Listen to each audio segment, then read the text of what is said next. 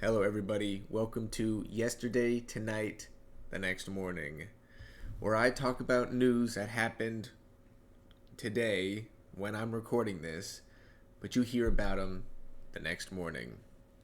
Let's jump right into it. Fredericksburg school officials hope Student Success Academy eliminates hostile learning environment. Let's see what they mean by two of these things. 6 elementary school students have accounted for 128 referrals in the city of Fredericksburg this year. Those chronic behavioral issues, Fredericksburg City Public Schools Chief Academic Officer Lori Briety told the school board Monday night, result of out-of-school suspensions that deprive these students of crucial instruction time, disproportionately affecting students who come from poverty. Very true. But the impact doesn't stop there.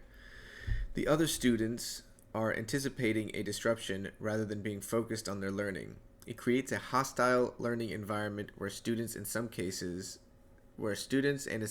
staff do not feel safe. Yeah, very true. When I worked in a school, every time that particular student came in, you knew something bad was going to happen. And other students play off of each other too. So the misbehaving kid comes in, you expect it to happen, it happens because they know you expect it to happen, and it's a vicious cycle. So the repercussions aren't working. Student Success Academy, which would be hosted at Gladys West Elementary School, would provide students with direct instruction for self-regulation while continuing to attend school and receive grade level instruction. Students who stand to miss significant instructional time due to behavioral issues can be referred to the Student Access Academy by a parent, teacher, or administrator. Students would receive an individualized plan with goals created by the family and school staff and receive specific supports based on their need. With possible the next steps of the plan is successful. The length of time in the program would be determined individually. Fair enough. However, it is intended to correct behaviors, not serve as long-time placement for students. Okay, so they act up. They need to be suspended for a week. They go to this special class for a week instead, which definitely makes a lot of sense. These children end up in the prison pipeline, and I don't want to be responsible for when they become adults, Roland's K said. Jesus Christ. They're not socializing, or they don't get to see examples of their friends behaving in a classroom setting. Yikes. Well, yeah, they've got it right.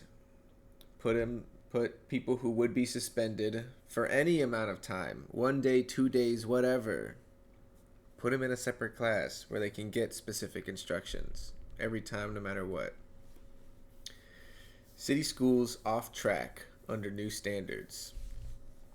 If the Virginia Department of Education's new performance and support framework were in place this year, we would be identified as off track.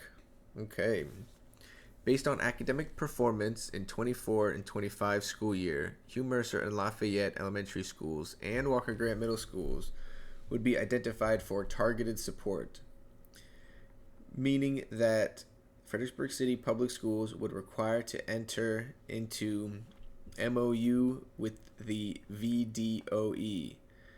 I don't know what MOU is, but that's Virginia Department of Education, VDOE. School Board Chair Matt Rowe, Ward 1, asked what such an MOU is triggered when more of 40% of a division school is receiving targeted support looks like. And then Lori said she does not know. Nothing that the representatives from the Virginia Department of Education referenced an MOU during recent meetings with the division that didn't sound very different from the type of support that we currently get. Added that previous MOUs with the state included provisions requiring school divisions to ask permissions for certain spending and providing for certain professional development opportunities. They also discussed the upcoming school year which include a 15-minute arrival and dismissal for Gladys West Elementary. She explained that staggering Gladys West's schedule from adjacent Lafayette would alleviate traffic. They started doing that this year. A shared entrance and exit, and also will allow activity buses to be free up in the afternoon.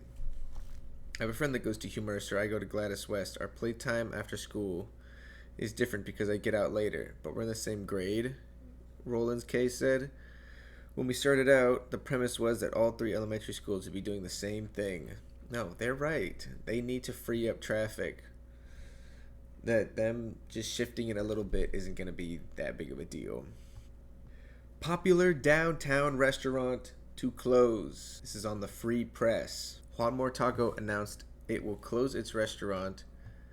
The business's Richmond location will remain open, and its scheduled food trucks will continue as planned. Wow, okay. Juan More Taco's closing. I wasn't the biggest fan of Juan More Taco, and I'll leave it at that.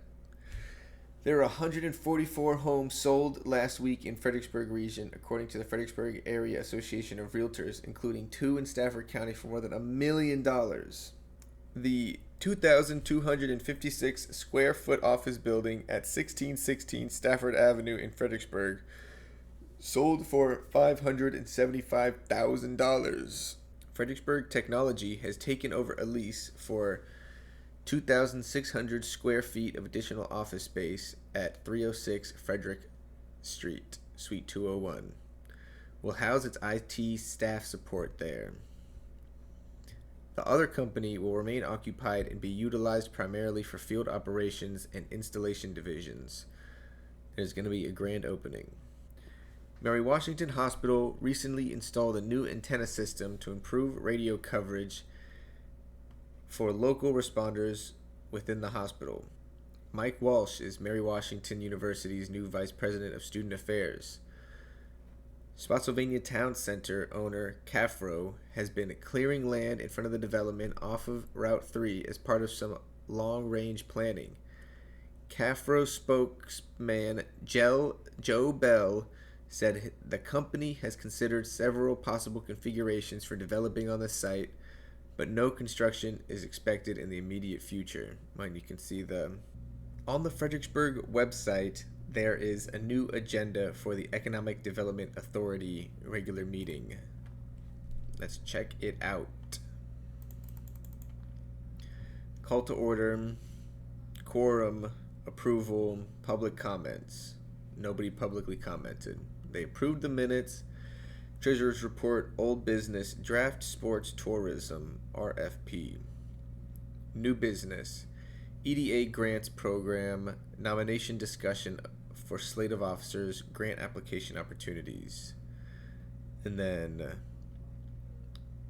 committees that are speaking are City Relations, Invest FXBG, Loan Committee, Parking Improvement, Strategic Investments, Workforce, Tourism, Main Street, Marketing and Promotions, Business Relations. Staff report, chair report, comments, and then close the meeting. This is what they will be talking about on May 12th at 8:30 a.m. on Monday.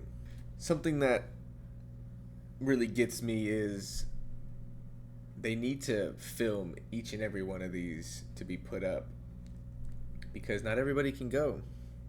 I certainly can't go at Monday at 8:30 a.m. It's not accessible to everyone. It's just not. The Planning Commission is also having a meeting soon on May 28th at 6:30 p.m.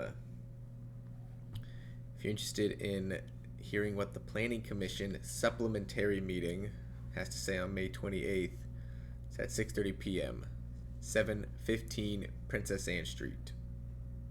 And all of this is on the Fredericksburg website.